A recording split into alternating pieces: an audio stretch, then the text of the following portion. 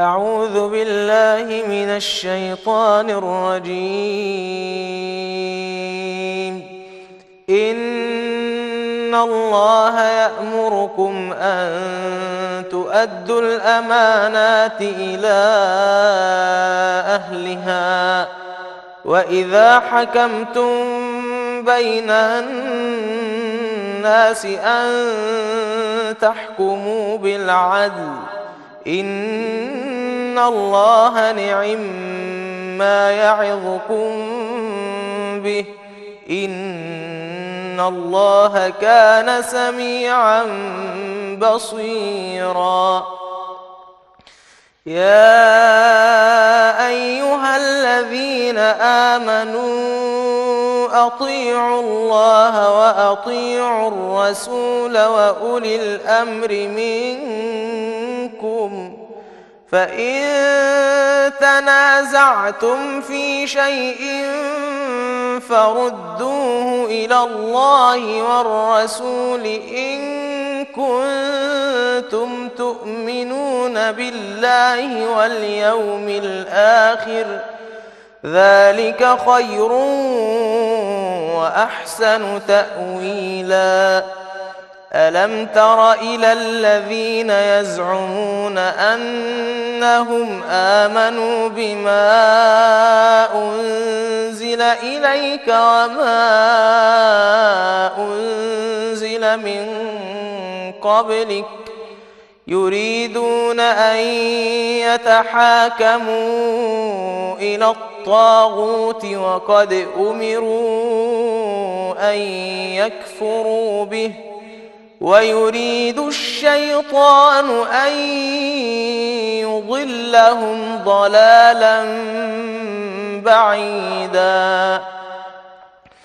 وإذا قيل لهم تعالوا إلى ما أنزل الله وإلى الرسول رأيت المنافقين يصدون عنك صدودا فكيف إذا أصابتهم مصيبة بما قدمت أيديهم ثم جاءوك يحلفون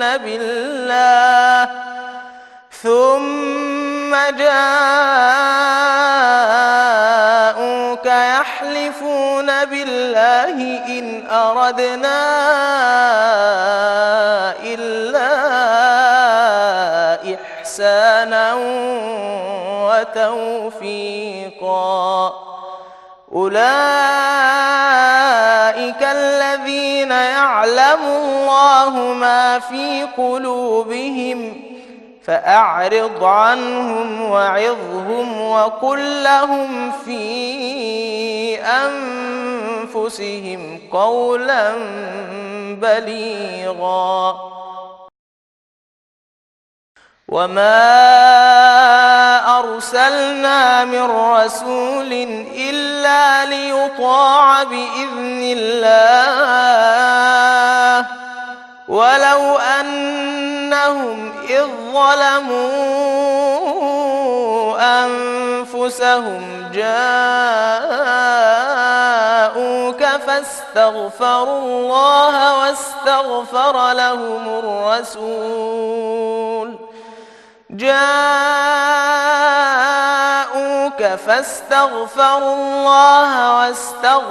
لهم الرسول لوجدوا الله توابا رحيما. فلا وربك لا يؤمنون حتى يحكموك فيما شجر بينهم ثم لا يجدوا في أنفسهم حرجا مما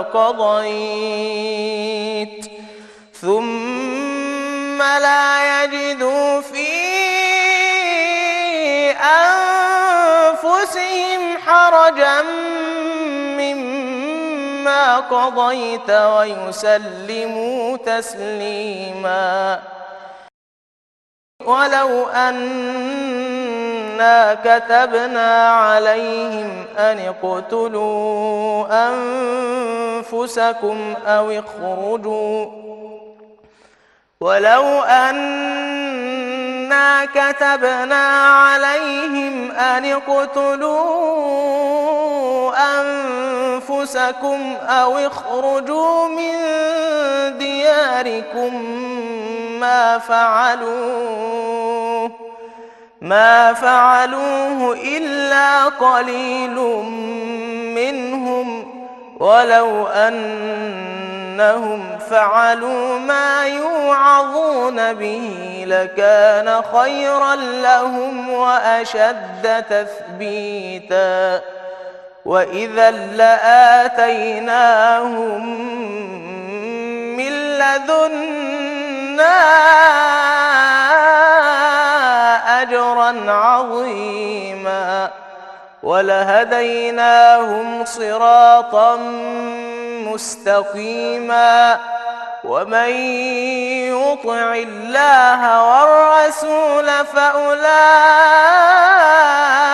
مع الذين أنعم الله عليهم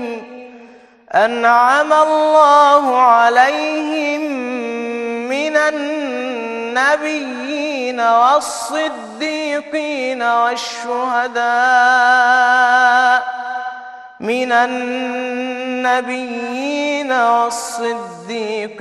والشهداء والصالحين وحسن أولئك رفيقا ذلك الفضل من الله وكفى بالله عليما يا أيها الذين آمنوا خذوا حذركم فانفروا ثبات أو انفروا جميعا وإن منكم لمن ليبطئن فإن أصابتكم مصيبة قال قد أنعم الله علي إذ لم أكن معهم شهيدا ولئن أصابكم فضل من الله ليقولن كأن لم تكن بينكم وبينه مودة يا ليتني كنت معهم فأفوز فوزا عظيما. Jazakumullah khair. Thank you very much for that wonderful recitation, Qari Ahmed. Thank you very much. Shaykh, I want to start from the very beginning of the verses that he recited, which is إِنَّ اللَّهَ يَأْمُرُكُمْ أَن تُؤَدُّوا الْأَمَانَاتِ إِلَى أَهْلِهَا. Allah subhanahu wa ta'ala is telling you here that to return whatever you were trusted with to the rightful owner of it. And then he connects this with وَإِذَا حَكَمْتُمْ بَيْنَ النَّاسِ أَن تَحْكُمُوا بِالْعَدْلِ, that if you were to judge between people, do it with justice. What is the relationship with returning what's right to the rightful owner and judging somebody with justice? Alhamdulillah, wassalatu wassalamu ala Rasulillah. They are both related to one another, because when a person is entrusted with something, either he would betray this trust, and therefore when that matter is presented to you as a judge or as a prophet of Allah or as to the believers, they should rule with matters of justice.